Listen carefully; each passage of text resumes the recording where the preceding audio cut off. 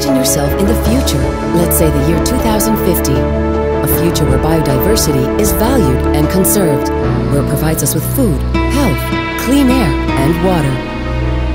Biodiversity is the variety of life on Earth, including plants, animals, and microorganisms. This future is the outcome of a vision, agreed upon among countries, to stop the decline in biodiversity. Several decades ago, things looked differently. Since the Industrial Revolution, biodiversity had been declining. In 2015, we realized that in the last 40 years, 4.6 million square kilometers of natural area was converted. This equals the size of Europe. This was caused by us. Crops and livestock replaced many nature areas, and even 1/3 of all food produced was being wasted.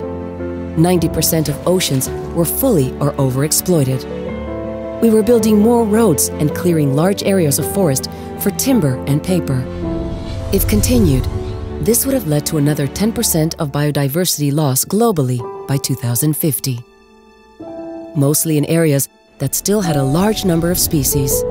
Aggregated, this effect would be similar to cutting down a pristine forest the size of China. It would have had major consequences for us humans. Loss of nature areas would have aggravated climate change. It would have caused more floods and droughts. Lack of diversity would have made crops more vulnerable to pests and diseases. So what did we do to change course? We stepped up our sustainability initiatives. Protected areas were expanded and more effectively managed. There were large-scale changes across governments and societies.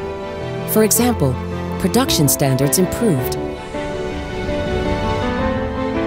Technology enabled us to grow more food on less land.